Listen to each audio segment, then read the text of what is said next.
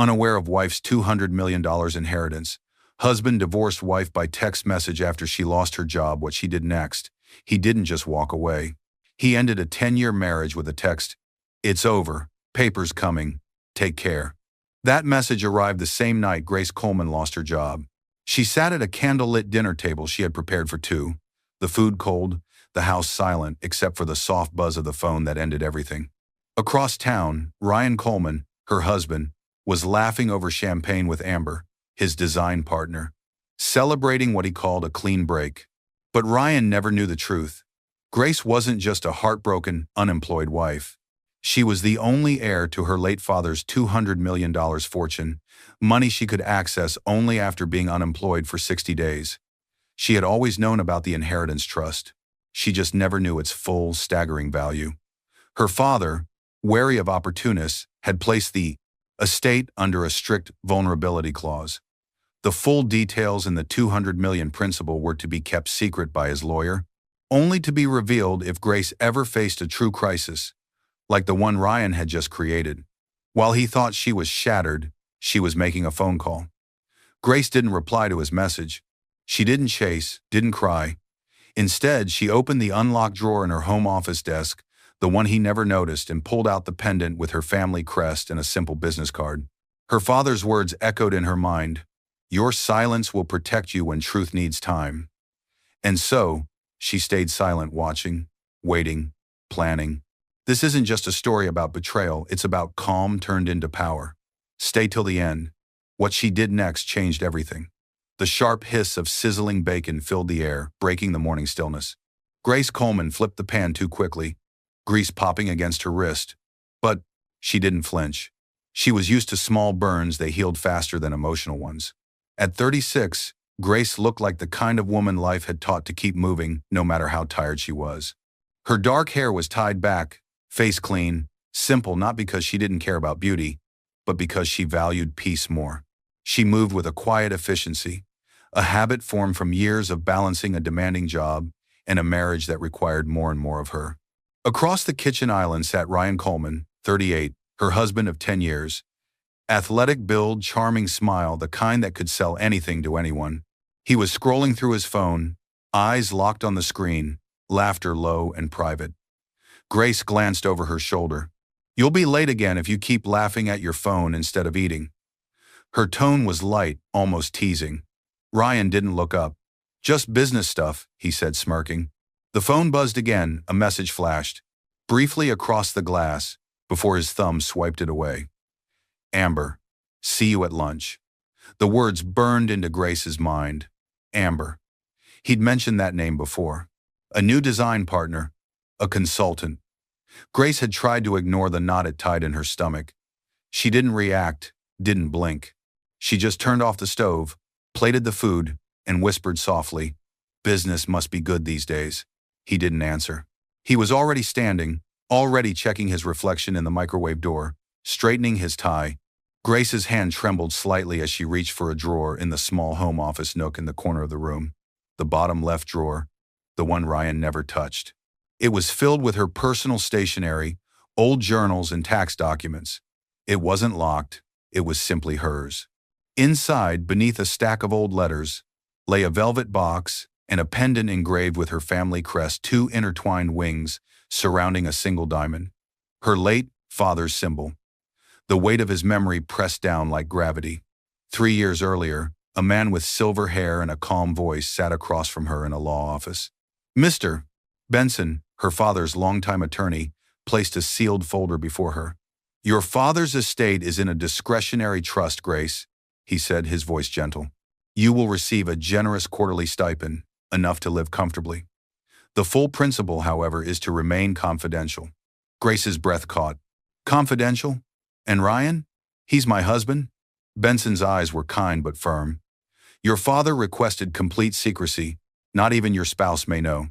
He was cautious. He saw how charming Mr. Coleman could be. He added what he called a vulnerability clause. "My instructions are to reveal the full extent of the trust only if you are ever in a position of significant personal or financial distress. A major job loss, a divorce, a moment where you are truly alone and unprotected." He Wanted you to know your own power, not to have it used by someone else. She had nodded slowly. Then I'll keep it buried. From that day, she carried the secret alone. She didn't know the full amount. She just knew she was safe.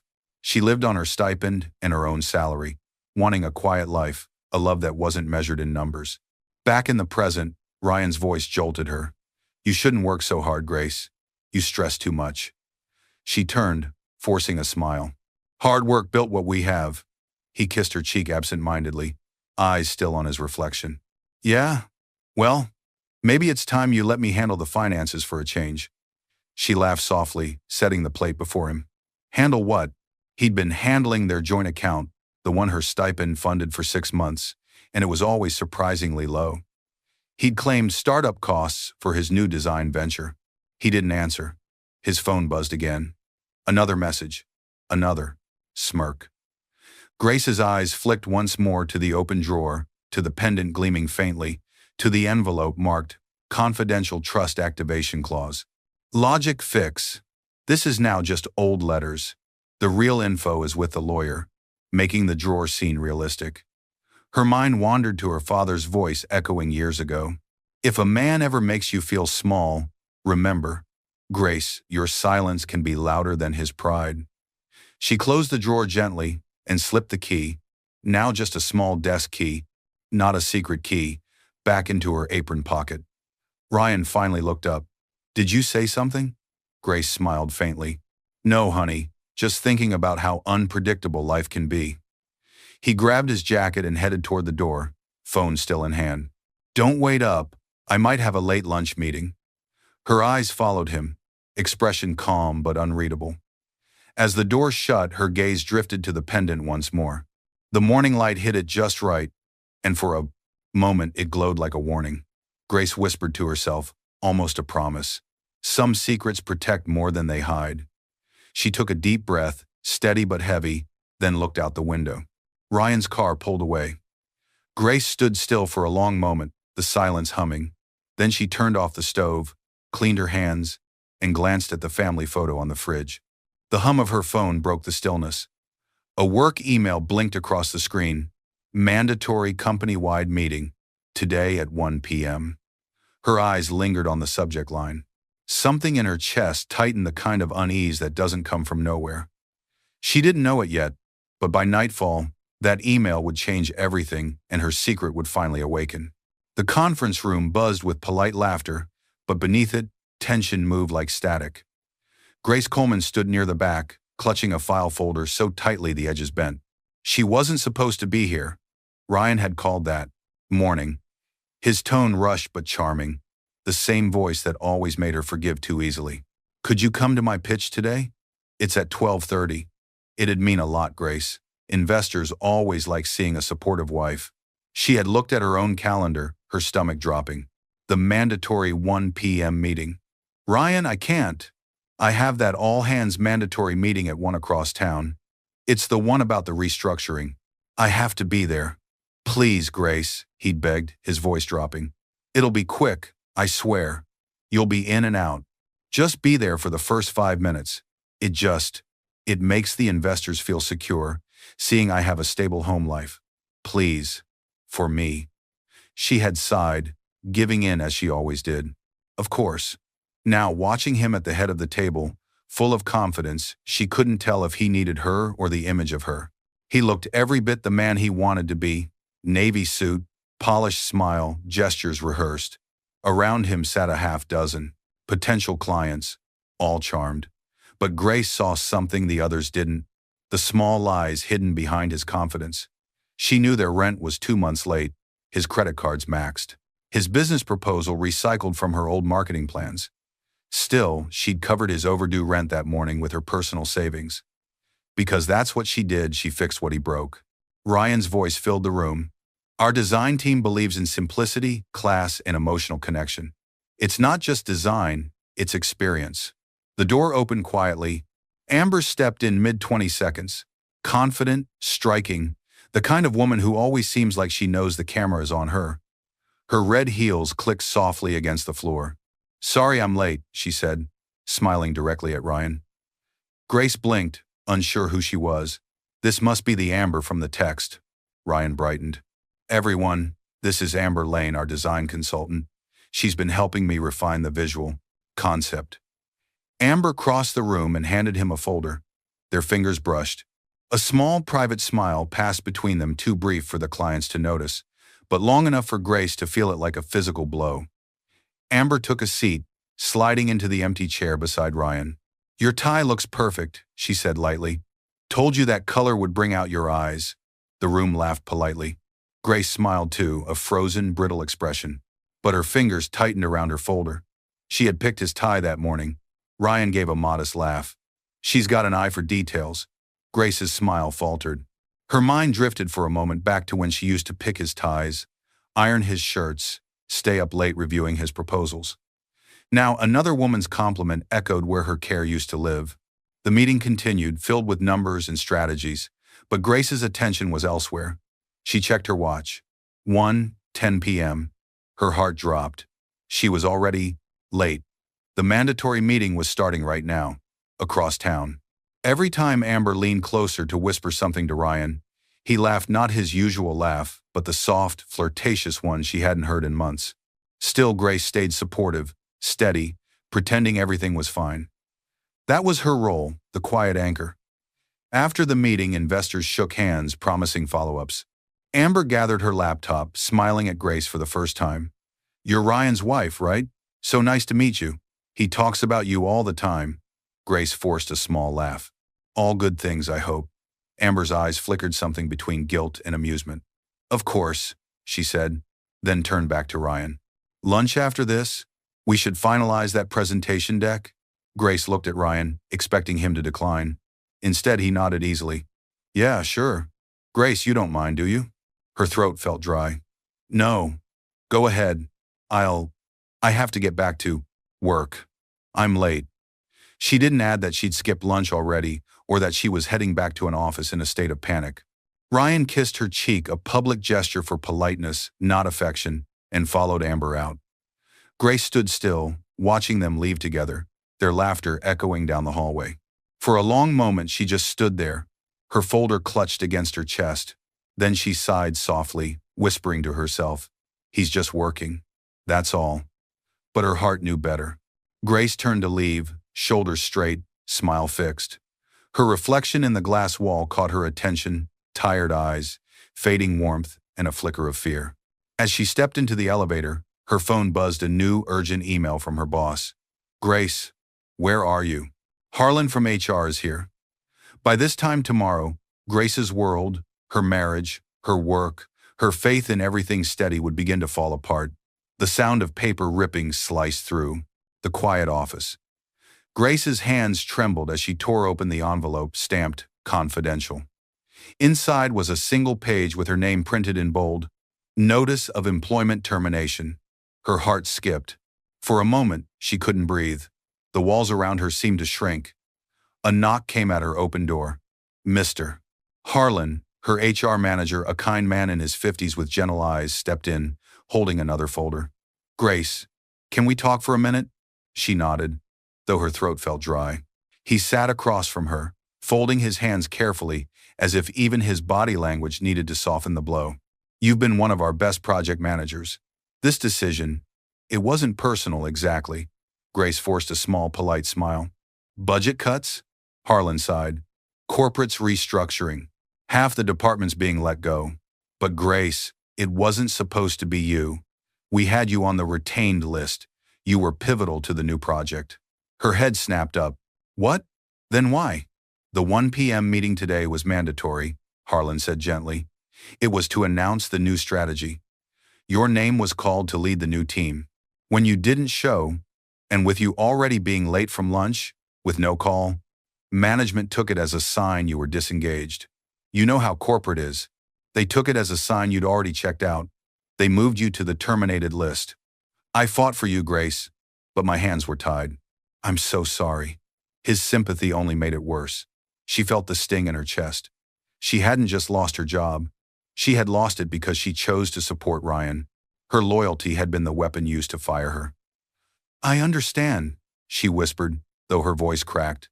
When he left, she sat alone, staring at her reflection in the black computer screen, her own tired eyes staring back. She thought about Ryan, about his words at breakfast. Maybe it's time you let me handle things. Maybe he'd been right, or maybe this was the beginning of something she couldn't yet see. Grace packed her small box of belongings, framed photo of her and Ryan, a coffee mug, a potted plant. When she reached the elevator, her phone buzzed in her hand. She typed quickly, her vision blurring from unshed tears. Had a terrible day. Lost my job. Please, I just need you tonight. Her finger hovered over. Send. For a second she hesitated, then hit send and exhaled. The elevator doors closed, reflecting her pale face.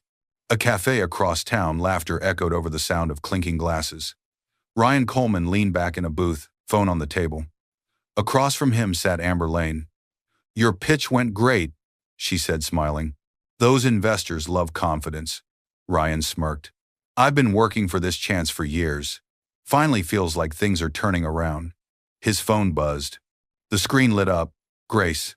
Had a terrible day. Lost my job. Please. I just need you tonight.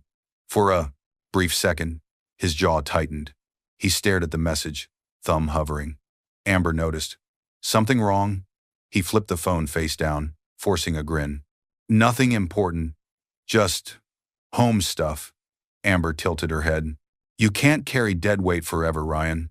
Some people hold you back without meaning to. Her tone was soft, but the words hit like glass.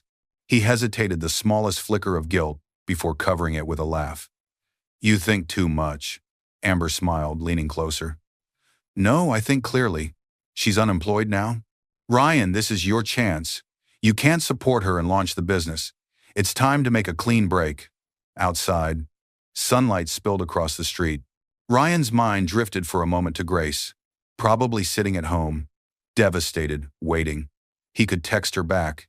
He could tell her everything would be fine. Instead, he turned his phone over again, ignoring the unread message. He picked up his glass. You're right. To new beginnings. Back to Grace. She stepped off the bus, clutching her box, the weight of the day pressing on her. She looked up at the afternoon sky. Her phone remained silent. No reply. The wind tugged at her hair as she whispered, maybe he's busy. But deep down, a quiet voice whispered something colder. Maybe he just doesn't care. She didn't know that miles away, her husband was laughing with another woman. And as she walked toward home, she passed a jewelry shop window. For a brief second, she stared at the image, her face, her wedding band, and something in her heart cracked. By the time her phone finally buzzed again, it wouldn't be the comfort she was waiting for, it would be the message that ended everything. The clock ticked loud enough to feel cruel. Grace sat at the dinner table, hands folded, eyes on the flickering candles that had already burned halfway down. The food was cold now, salmon and roasted vegetables, the meal she made every Friday night, because Ryan once said it reminded him of their honeymoon. Only tonight, he was 2 hours late. The sound of rain outside was soft but steady. Grace checked her phone again. No message, no call, nothing. She stared at the screen, then back at the empty chair across from her. He probably got caught in traffic, she whispered, trying to sound calm. Or maybe the pitch ran long. But in her chest, something hollow stirred. He knew she'd lost her job. He knew she was hurting, and he wasn't here. The front door never opened. The clock moved past 9. The candles melted into stubs. Finally, the phone buzzed. The vibration echoed, sharp as thunder. Grace's hand trembled as she picked it up. A single message glowed on the screen. It's over. Paper's coming. Take care. Her breath caught.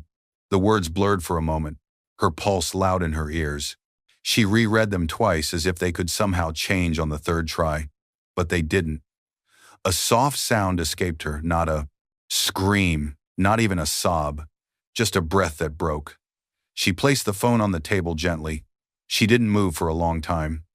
Her eyes fixed on the screen's glow, waiting for it to light up again. Nothing came. The rain kept falling. Her fingers brushed the edge of the pendant hidden beneath her blouse, the small family crest. Her mind ran through memories like snapshots. Their first apartment, the laughter, the plans. It all played in silence now. Then came a flash of anger, small but fierce. He didn't even call. 10 years, divorced by a text, On the same day she told him she lost her job. Tears gathered but refused to fall. Instead, she stood, picking up her phone again. Her thumb hovered over the call button. She typed, "Ryan, please. What does this mean?" Before she could press send, another message arrived, a short one. "I'm sorry. Don't make this harder." Her knees nearly buckled. The phone slipped from her hand, landing on the hardwood with a dull thud. She sank into the nearest chair, shaking. The glow of city lights spilled into a modern apartment. Ryan Coleman stood near the window, shirt undone, a drink in his hand. Behind him, Amber Lane leaned against the kitchen counter, arms crossed. "She deserves the truth," she said. "You said you'd end it clean." Ryan's jaw tightened. "I did. I texted her." Amber stepped closer, her hand sliding onto his shoulder. "Then it's done. You're free now." He stared out the window, silent for a moment. His reflection looked unfamiliar. "She'll understand," he muttered, convincing himself. Amber smiled faintly, resting her head against his back. "You did the right thing. Some people just don't belong in the same chapter forever." Ryan closed his eyes. For a second, guilt flickered across his face before disappearing. The candles had gone out. Only darkness and the faint sound of rain filled the house. Grace sat motionless, staring at her phone lying on the plaza floor.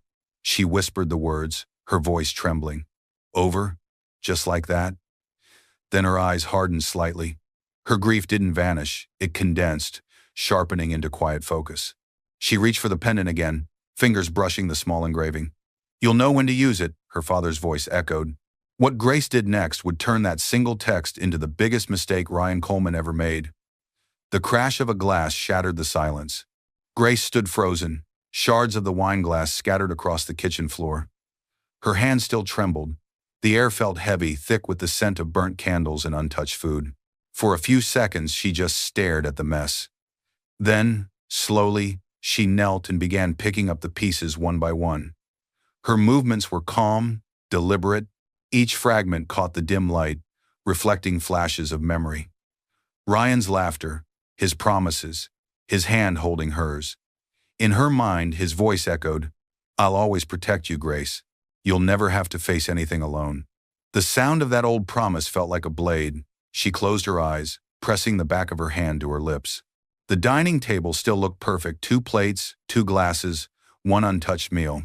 She stood, carrying the cold plates to the sink, washing them as if habit could erase pain. She washed the plate he'd eaten from every Friday for 10 years. She scrubbed the pan she'd used, the one he'd bought her for their 5th anniversary. But nothing could wash away the silence. When she finished cleaning, she walked toward the living room. She stopped in front of the small wooden drawer under the shelf, the same one that held her secret. Her fingers brushed the brass handle, hesitating for only a moment before opening it. Inside, the pendant gleamed faintly. In the back of the drawer, beneath old letters, was the simple, cream-colored business card Mr. Benson had given her 3 years ago. "Only call this number," he'd said, "if you ever lose your job and your husband. If you are ever truly vulnerable, it will protect you more than you can imagine." She had never wanted to use it, but life had decided otherwise. Grace turned the pendant in her hand, eyes glistening. "He thought I was broken," she whispered, "but I was only beginning." She crossed the room and reached for her phone. For a moment, she hesitated. The contact name, Mr. Benson, father's attorney, glowed on the screen. Her thumb hovered, then pressed, "Call." The line rang twice before a warm, familiar voice answered. "Grace, it's been a long time." She swallowed, her voice low but steady. "Mr. Benson, I lost my job today. And my husband, he just left me, by text." There was a pause, then a slow, knowing sigh. "Grace, this is the vulnerability your father spoke of. You have met the terms. He was right about him. Come by tomorrow morning. Bring nothing, I'll handle the rest." She ended the call and stood in silence, the pendant still in her hand. For the first time that night, her breathing evened out, not calm, controlled. She placed the pendant around her neck. "You always said silence was strength, Dad. I'm starting to believe you." The firelight flickered once, then dimmed. Through the window, a car's headlights passed briefly, Ryan's car, but it didn't stop. Grace didn't move. Her eyes followed the light until it disappeared. By tomorrow, she would learn that losing everything was the key to unlocking a power even Ryan could never imagine. The door to Benson and Associates swung open. The scent of polished wood and old paper filled the air. Grace stepped inside, clutching her bag tightly. Her movements were calm, but her eyes told another story, sleepless, raw. Mrs. Coleman. Mr. Benson, her late father's lawyer, stood from behind his desk. He was in his 60s, kind eyes, white hair. Grace tried to speak, but her voice cracked. "I'm sorry. It's been so long." He motioned gently for her to sit. "No apologies, Grace. Your father made sure you'd know when the time was right." "The vulnerability clause," she whispered. "Precisely," Benson said. He opened a drawer and pulled out a thick, leather-bound folder, sealed with a red wax stamp. "Your father left this instruction to be executed if you lost employment and remained without income for 60 days. Logic fix. This line is removed, as it's the old, flawed logic." "Grace," Benson said. "Your father, he loved you, but he was a cautious man. He saw things in Ryan that you, in your love, were blind to. He didn't want to rule your life, but he couldn't bear to see you taken advantage of. He locked the principal of his estate in a discretionary trust." "I know," Grace said. "The stipend. It helped with the bills." Benson smiled faintly. "That's what he wanted you to believe. You've been living on a very generous stipend, but he forbade me from stipend, revealing the full amount unless Ryan proved his suspicions correct." He turned the folder toward her. "Your job loss, followed by his abandonment. You have fulfilled the terms. The trust is now entirely yours, free and clear." He opened the cover. "Grace, your father's company, Coleman Industries, along with his portfolios and properties, the total valuation is approximately $200 million. The words hit her like a sudden gust of wind. She didn't speak. $200 million. Her hands tightened. Her voice came out in a whisper. That can't be right. I knew about the trust, but not this. Not $200 million. Benson's tone remained calm. "Your father built more than one company, Grace. He never wanted you to depend on others, especially not on love that didn't value you." Her chest rose and fell. All this time, while she was begging for affection, forgiving disrespect, covering his late rent, paying off the credit cards he maxed out, she had been the one holding the real power. A tear slid down her cheek, but she wiped it quickly. Benson leaned forward. "Grace, are you all right?" She gave a small nod. "Yes, just processing," he continued. "He wanted you to live quietly until the day you needed strength. I think that day has come." She swallowed hard. "It came sooner than I expected." The sound of champagne corks popping burst through laughter. Ryan Coleman raised his glass high, arm draped lazily around Amber Lane. "To new beginnings," Amber said, smiling. Ryan clinked glasses. "And to freedom. No more scraping by. No more listening to complaints about budgets." Amber leaned close. "You did what you had to. She was dragging you down." Ryan hesitated for a fraction of a second. "Yeah," he muttered. "She'll be fine." Amber laughed. "She's probably crying into her pillow. She's got no job, no husband. What's she going to do?" Ryan forced a smile, but his hand tightened around the stem of his glass. At Benson's office, Grace stared out the window, city lights flickering below. Benson's voice broke the silence. "There is one other matter. The joint accounts and credit cards Ryan was using, they were all funded by your stipend. What, exactly, did he say he was using that money for?" Grace looked at him, her eyes hardening. "He called it business expenses for his new design firm." Benson nodded slowly. "I suggest we find out what kind of business he was running with your money." He handed her a final document to sign. "Your father would be proud."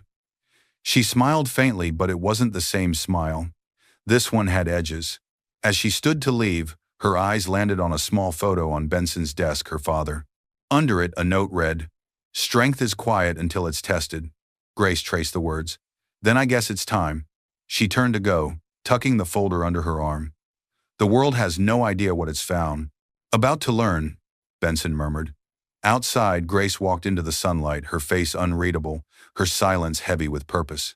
The sound of typing filled the small, temporary apartment Grace had rented, fast and rhythmic.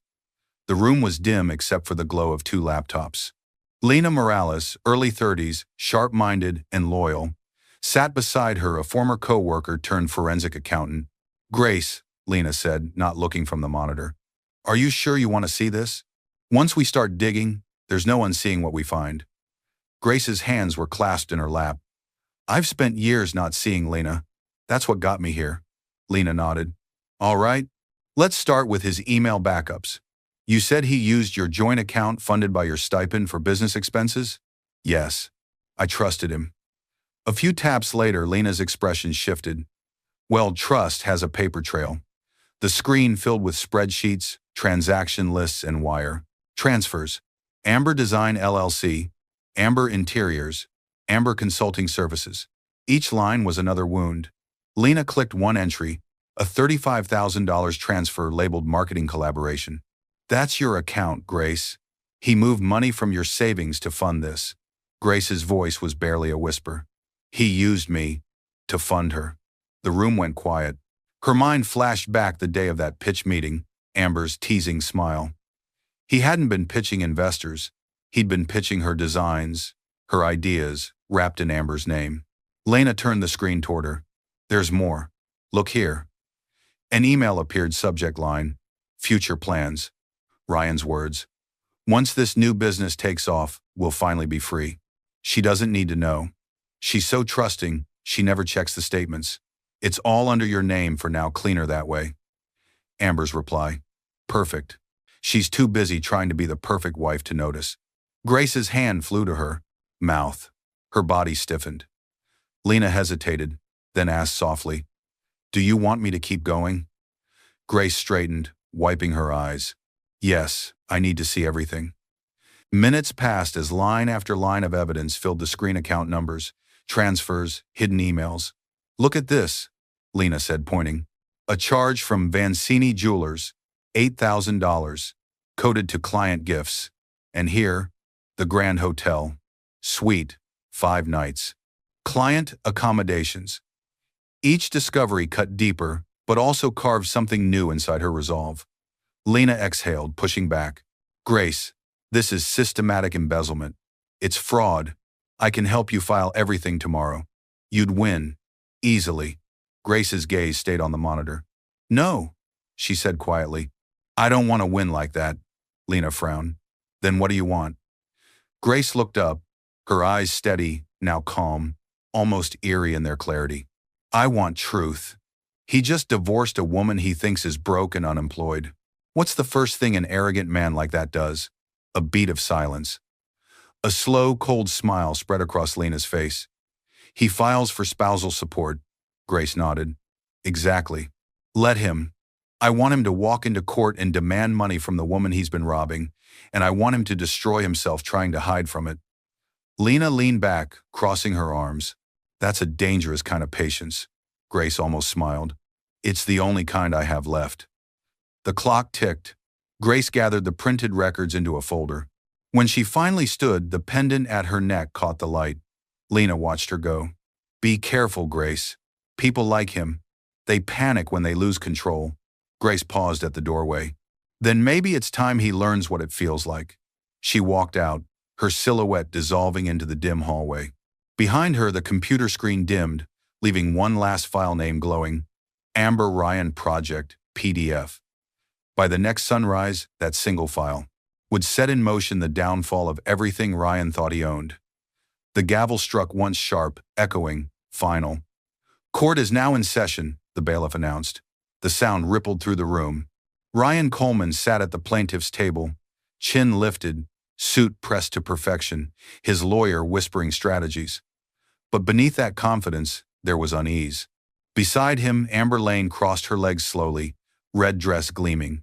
She wore sunglasses indoors. Her expression was smug, but her foot tapped nervously. Across the aisle, the double doors opened. Every head turned. Grace Coleman stepped inside. Gone was the woman who once waited by the dinner table. This Grace moved with calm authority, every step measured. Her tailored black suit framed her like armor. The small pendant around her neck gleamed faintly. She walked to her seat beside Mr. Benson. The courtroom seemed to still. Ryan smirked faintly, leaning toward Amber. She looks like she's playing dress up. Amber chuckled softly. Maybe she finally learned how to look expensive. But their laughter faltered when Grace met their gaze, not with bitterness, but with the steady calm of someone who already knew the ending. The judge, Honorable Judge Harper, an older woman with a reputation for precision, adjusted her glasses. Mr. Coleman, she began. You filed for spousal support claiming financial dependency on your ex-wife after marital dissolution. Is that correct? Ryan straightened. Yes, Your Honor. Grace left me with nothing. She controlled our finances, and after her job loss, she emptied the accounts. Murmurs rippled through the room. Grace sat still. Judge Harper turned to Benson. Mr. Benson, your client's response? Benson rose slowly. Your Honor, the plaintiff's statement is false. We have substantial evidence proving Mr. Packen Coleman not only accessed joint funds without consent, but also committed fraud by misrepresenting over $200,000 in personal expenditures as business expenses, directly embezzling from my client's trust stipend. Ryan's smirk vanished, his lawyer tensed. The judge lifted a brow. You have proof of this? Benson nodded. Yes, Your Honor. Permission to submit Exhibit B. He handed a folder to the clerk. The large screen behind the judge lit up with an image. Ryan's email correspondence with Amber. The subject line, future plans. Gasps filled the courtroom. Amber's eyes darted across the text, her name, her words. She turned sharply to Ryan. You told me you deleted those, she hissed. Ryan's jaw clenched. Stay quiet, he whispered. Benson continued. The funds were redirected to Amber Design LLC, a company the plaintiff registered. What's more interesting, Your Honor, is who he registered as the sole owner. He filed all incorporation documents under Miss Lane's name, making her the sole legal recipient of the fraudulent funds. Amber's head snapped toward him. Her face went white. You used my name? The audience stirred, whispers rising. Order! Judge Harper's voice cracked. Silence in court. Amber's face flushed red. You said it was legal. You said it was temporary. You told me that was your money. You told me she was broke. Ryan leaned in close, whispering urgently. Amber, for God's sake, stop talking. But it was too late. The judge turned to her sharply. Miss Lane, do you confirm your signature on those company filings? Amber shook her head, her voice trembling. No, I never signed anything like that. He handled all the paperwork. He said it was to protect his assets. Gasps erupted again. Benson turned toward the judge. Your Honor, my client has no claim against this man. In fact, we request a counterclaim for fraud, forgery, and marital asset theft. Ryan's lawyer stood abruptly, stammering. Your Honor, this is circumstantial, Judge Harper. Slammed the gavel. Quiet. The courtroom went still. The judge's tone hardened. Mr.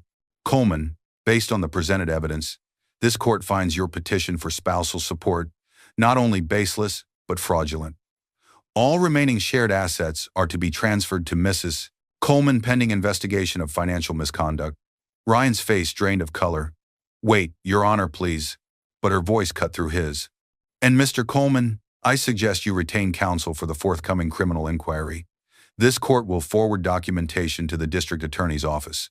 A cold silence followed. Amber rose abruptly, shaking her head. I'm not going down for this, Ryan. You said you'd protect me. He reached for her arm, but she yanked it away. You ruined me. Her voice echoed in the chamber before she stormed out, flashes from the press cameras following her. Ryan stood alone now, sweating, shoulders sinking. Across the aisle, Grace finally looked at no anger, no gloating, just quiet, steady truth. He opened his mouth to speak, but she simply said, You always said you'd handle everything. I suppose you finally did. The bailiff approached, handing him a notice, his assets frozen. He stared at the paper blankly, lips parted. Grace, what did you do? She rose calmly, gathering her documents. I didn't destroy you, Ryan. You did that yourself. The courtroom watched her walk out composed, graceful, untouchable. Behind her, Ryan sank into his chair, reporters shouting his name. Benson followed her quietly. Justice was poetic today, Grace. She didn't answer. Her eyes were distant. Outside the courthouse, the wind lifted her hair. She paused, the pendant at her throat catching the sunlight like fire. What waited for her next wasn't peace, it was something far colder and far more powerful than revenge. The courthouse doors burst open. Flashes exploded like lightning. Reporters filled the cell. Steps, microphones raised, voices overlapping, questions sharp and hungry. Grace Coleman, is it true you're worth $200 million? Did your husband really divorce you by text? Mrs. Coleman, what do you plan to do next? The sound was deafening, a wave of chaos, lights and noise. But in the middle of it all, Grace walked forward in silence. Head high, shoulders steady. The same woman who once trembled over a text now moved through a sea of cameras like she was built from glass and steel. Behind her, Ryan Coleman stumbled through the doors, nearly blinded by the flashes. His once perfect suit was wrinkled, tie loose, face pale. The crowd swarmed him instantly. Ryan, any comment about the fraud charges? Is it true you forged your wife's signature? Did you know she was an heiress? His jaw clenched as he tried to push through the chaos. Cameras captured everything. From the corner of her eye, Grace saw Amber Lane shoved forward by the press, her red dress no longer glamorous. She looked furious, humiliated. Amber rounded on Ryan, her voice cutting through the noise. You lied to me, she hissed, loud enough for every microphone. You said you had everything under control. Amber, not here, he muttered, trying to steady her arm. But she yanked away, eyes flashing. You used my name for fraud. Do you realize what you've done to my career? My clients are gone, I've been blacklisted. Her voice cracked. You ruined me, Ryan. The cameras loved it. Reporters shouted, flashes intensified. Amber shoved him hard against a car door before storming off through the crowd, tears streaking her makeup. Ryan stood there, dazed as laughter and shouting filled the air. Every lens turned to him, capturing his downfall. He turned desperately, searching through the chaos until his eyes found Grace a few steps away, calm, centered, untouchable. Grace, he called out, pushing through the reporters. Grace, please wait. She stopped. The crowd went silent, waiting. He stumbled closer, his voice breaking. We can fix this. I made mistakes, I know that.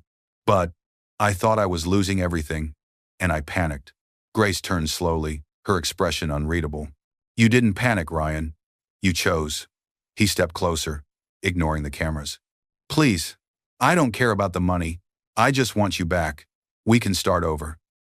For a moment, time seemed to hold still. Grace's gaze softened, just slightly. Then she spoke, voice steady but quiet. You left me with a message, remember? Just words on a screen. So here's mine. She took a small breath. I forgive you, Ryan. He looked up, hope flickering. Then, but, she said softly, cutting him off. Forgiveness doesn't mean return. Her voice carried like a whisper, but it was louder than anything. He stared at her, face crumpling. Grace, please. I have nothing left. She tilted her head slightly. Then now you finally understand what you gave me. Nothing. Her words landed like glass shattering. Ryan stood frozen, his shoulders sinking as the weight of his actions finally crushed him. The crowd gasped. Cameras zoomed in. The man who once mocked her strength was now broken before the whole world.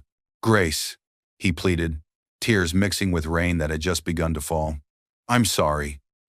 Grace looked at him for a long, silent moment. Then she turned and walked past him, calm, composed. Reporters shouted her name again, but she didn't speak. In the noise, her silence became power.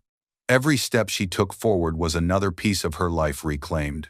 As she reached her car, she finally spoke, a quiet voiceover. He taught me that silence was weakness, but he was wrong. Silence isn't weakness, it's control. The door closed, shutting out the noise. The cameras caught one last image. Grace looking straight ahead, calm, free, unstoppable. Behind her, Ryan stood on the courthouse steps, drenched, broken, alone as the press surrounded him. Headlines began flashing across screens inside news vans. Text divorce backfires, wife revealed as $200 million heiress. Betrayal turned justice. Grace Coleman wins everything. And as her car disappeared into traffic, the camera lingered on her face, peaceful, distant, yet still fierce. Grace thought the storm had ended, but sometimes even peace hides one last surprise. The elevator doors slid open with a soft chime. Grace Coleman stepped out, heels echoing against the polished marble floor. The golden logo of her father's company, Coleman Industries, gleamed above the reception desk. Employees turned as she passed. Smiles, respectful nods. Some whispered her name with quiet admiration. For years, she had walked these halls as the founder's daughter. Today, she walked them as the owner. Her pace was steady, her expression calm, but her heart thrummed with emotion. The world had seen her broken, humiliated, betrayed. Now, it would see her rise. She paused before the large portrait of her father that hung near the boardroom, his eyes kind, his smile proud. Her reflection appeared beside his in the glass frame, 2 generations connected by the same quiet strength. Her voice, soft and steady, filled the silence. He left me wealth, but life taught me worth. A gentle breeze from the air vents stirred her hair, carrying the scent of legacy. Her phone buzzed in her hand. The screen lit up. Ryan Coleman, 3 missed calls. A second notification followed. Amber Lane. I'm sorry. Grace stared at them for a moment, thumb hovering over the screen. Then, with one small motion, she blocked them both. No anger, no hesitation. She turned toward the panoramic window. The morning sun streamed through the glass, painting her in gold. The pendant at her neck shimmered, the final symbol of everything she had survived. Her eyes lifted to the skyline, and she smiled, not for victory, but for peace. Some losses, she whispered, are blessings disguised as betrayal. The music swelled, the light brightened.